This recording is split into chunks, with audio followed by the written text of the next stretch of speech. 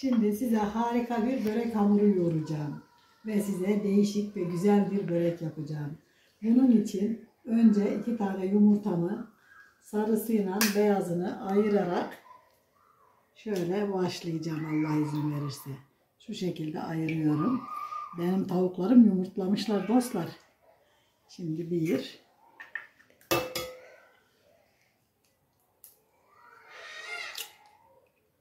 Şöyle ayırdıktan sonra elimi yıkayıp geliyorum. Şimdi şöyle 2 tatlı kaşığı şeker koydum.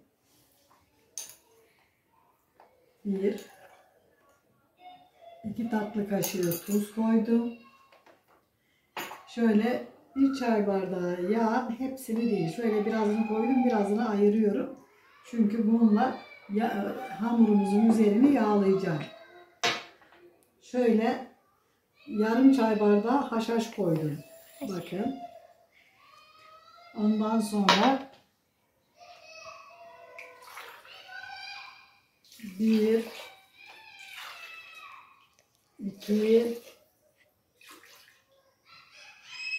3, 4 bardakla su koydum. Sevgili dostlar, isteyen bu karışıma şey koyabilir.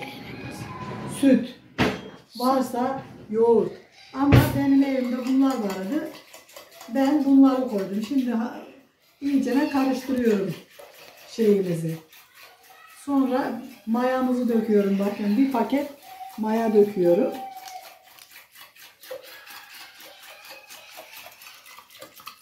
Yağsı, tuzu ve şekeri birbirine iyice karışana kadar çırpıyorum.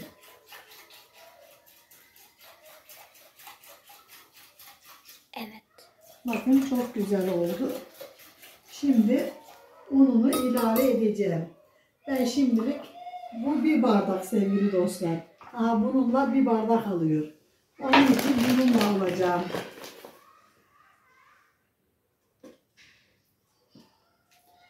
Siz de kendinize göre azlığına, çokluğuna göre ayarlayın.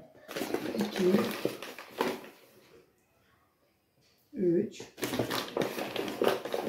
Ve 4. 4 5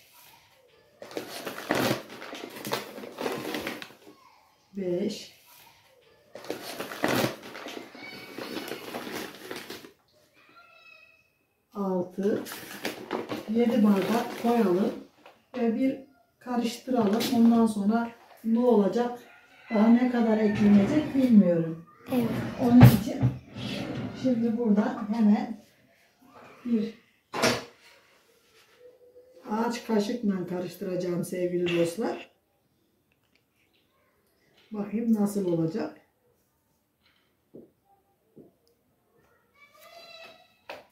Harika bir börek olacak inşallah. Dostlar, gezmelere gittim. Kadirli'ye. Bir gezdim. Bayağıdır görüşemiyorduk. Tabii Kadirli'de çok güzel şeyler oldu. İlkokul öğretmenimi buldum. 3'ü ve 4'ü, 5'i okutan Ayşe Akdoğan öğretmenimi buldum ve çok mutlu oldum. Allah herkese sevdiklerine kavuştursun. Ben öğretmenimi çok seviyordum. Çünkü o benim için sade öğretmen değildi. Benim hayatımın rehberiydi. Eğer bugün kitap okumayı çok sevmişsem, yani birçok şeyi bana öğretti kısacası. Sevgili dostlar, şimdi makinemize koyacağız. Ve makinemizde inşallah ne yapacağız? Yoğurmaya başlayacağız. Yine de. Şimdi makineye koyduğumda görüşürüz. Başlattım. Bana bu makineyi aldı. Niye çalışmadı? Fişini taktın Fişini mı? tam mı takmamışız? Bilmiyorum. Bir bak. Sevgili dostlar, böyle makinemiz yoğurduğunda sizinle görüşürüz.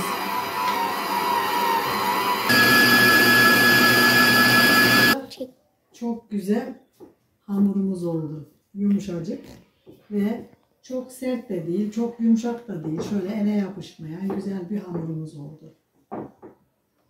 Şöyle çevireyim. Siz de görün. Şöyle ayırmış olduğum yağdan dibine şöyle birazcık koyacağım ki sevgili dostlar, şöyle güzelce çevireyim. Siz de görün hamurun ne kadar güzel bir hamur olduğunu. Azıcık daha mı kattın? Hı hı, evet.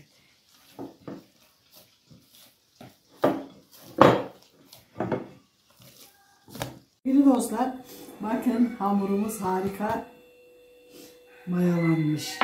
Şimdi şöyle birazcık tezgahımızın üstüne şeyimizi atıyoruz.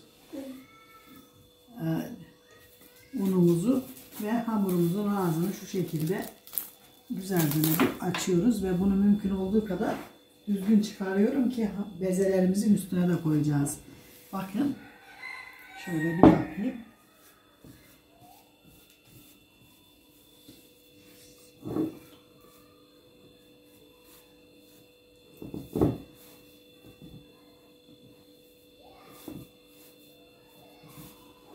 Sonra da ne yapıyoruz? O hamurumuzu tezgahımızın üstüne boşaltıyoruz. Harika bir hamurumuz oldu. Şimdi çok güzel bir börek yapacağız inşallah. Bezelerimizi yaptıktan sonra biraz havasını aldık. Bakın bu şekilde. Şimdi bezeleyeceğiz. Şimdi şu şekilde kesiyorum sevgili dostlar. Bakın. Şimdi bunlar bitince bezelerimizi bu büyüklükte yapacağız sevgili dostlar. Bakın. Bezelerimizi yaptıktan sonra görüşürüz. Bu büyüklükte yapacağız. İşte dostlar bezelerimizi yaptık. Biraz bezelerimizi bekletip dinlendireceğiz ve ondan sonra da işlem yaparken görüşürüz. Bakın sevgili dostlar, çökeliğimizi koyuyoruz. Tabii çökeliğimizi nereden getirdim? Kadirli'de. Harika bir çökeliğimiz var. Bakın elim temiz sevgili dostlar. Şöyle güzelce ay bulgur gibi dağılıyor. Şöyle elimle güzelce dağıtıp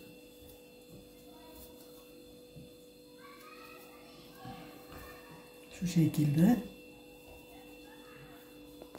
demette maydanozumuz var. Fazla baharat koymayacağım. Birazcık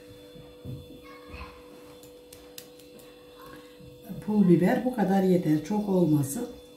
Biraz da şöyle yarım çay bardağı da yağ koyacağım ve karıştıracağım. Hepsi o kadar.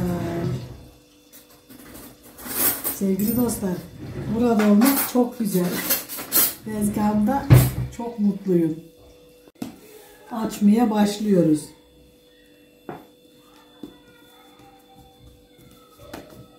Gerçekten çok güzel olacak.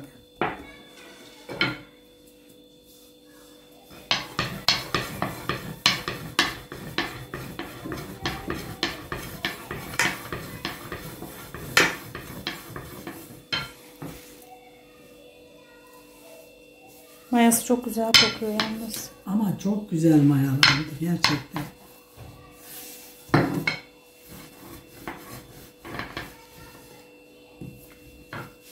Hepsini bir mi açacağım? Evet. Şöyle biraz küçüğünü açayım. Sonra büyüğünü aç vereceğim. Zaten hani bezelerim küçük olduğu için yani çok şey istemez. Uğraşı istemeyecek. Şöyle koyacağım. Tamam.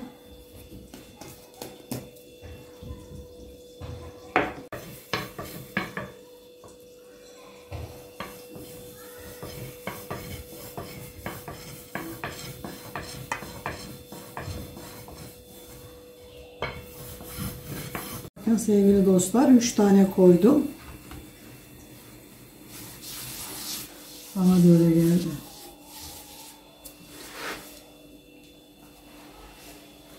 4.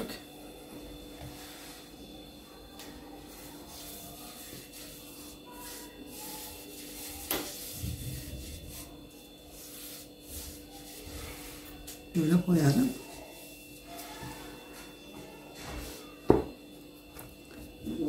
Zaten çok büyük açmayacağım. Tepsimize göre açacağım. Tamam.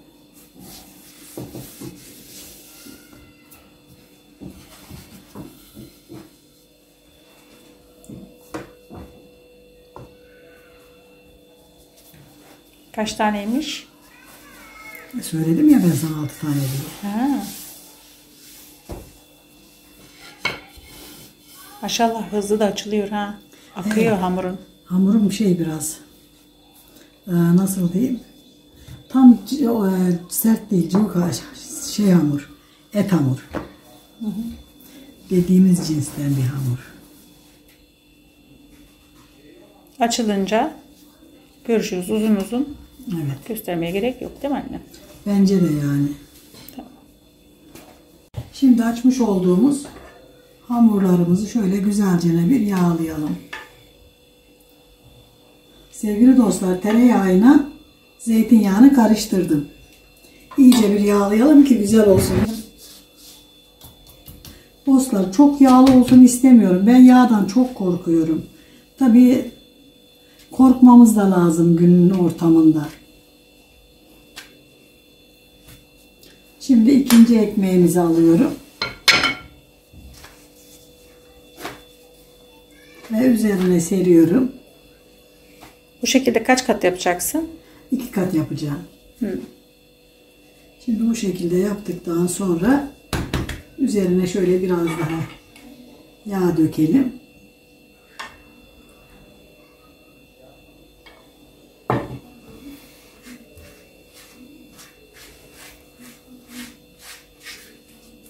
Gerçekten yağdan çok korkuyorum. Onun için dostlar, kendinize göre yapın yağ konusunu.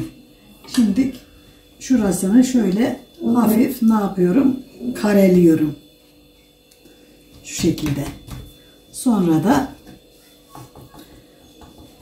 içimizi koyacağım Allah izin verirse dostlar.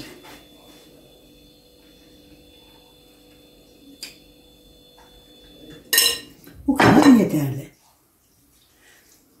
Çökeliğim o kadar güzel ki dostlar, hiç görünmüyor, maşallahı var.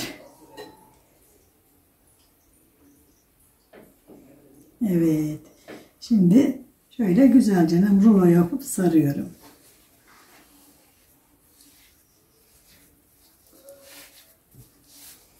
Ve yağlanmamış tepsimize koyacağım dostlar. Hemen tepsimizi yağlıyoruz. Kamera. Bakın dostlar, tepsimize göre ayarladım. Siz de tepsinize göre, tepsinizin boyuna göre ayarlayın. Şimdi 2 tane daha. Yani böyle tepsimiz dolana kadar inşallah yapacağız. Dostlar, bakın şöyle o kadar ince ama size gözükmüyor. Neden?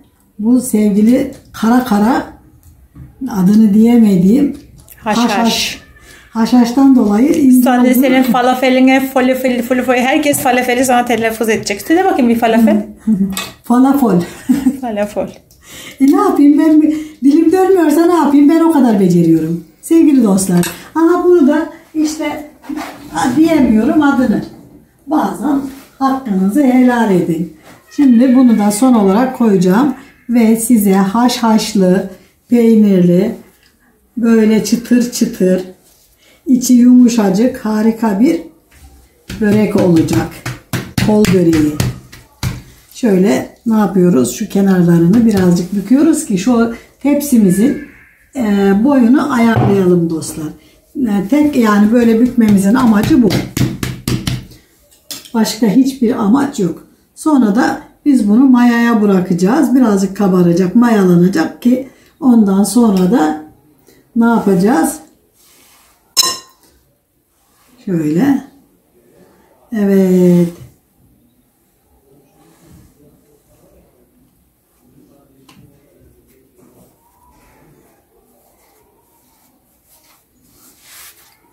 Sevgili dostlar, şimdi bu şişeceği için anca olacaktır. Şöyle koyalım. Birazcık aralaştıralım ki şiştiğinde birbirine çok burayı dolduracak. Şimdi güzelce üstünü yağlayalım ve bırakalım.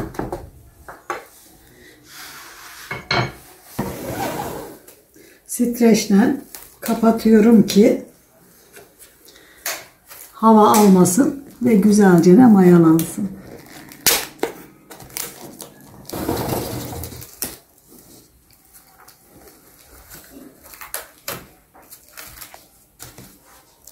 Görüşürüz. Evet. Şimdi ikinci tepsimizi de inşallah çok güzel farklı bir börek daha. Yumurtanın sarısını azıcık yağ koyup iyicene çırptım. Ve buzdolabında beklettim. Şimdi de güzelce bunun üzerine süreceğim.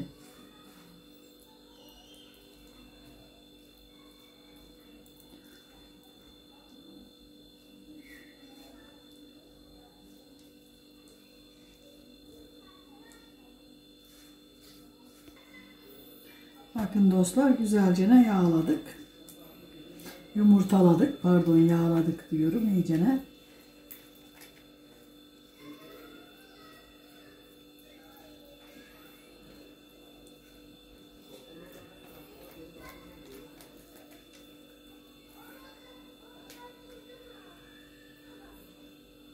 Sevgili dostlar, şu şekilde kesiyorum.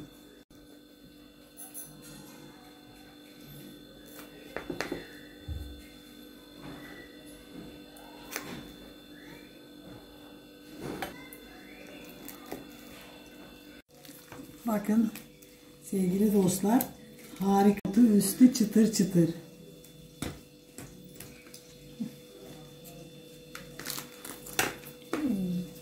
Şöyle yapmayı, yemeği nasip etsin inşallah.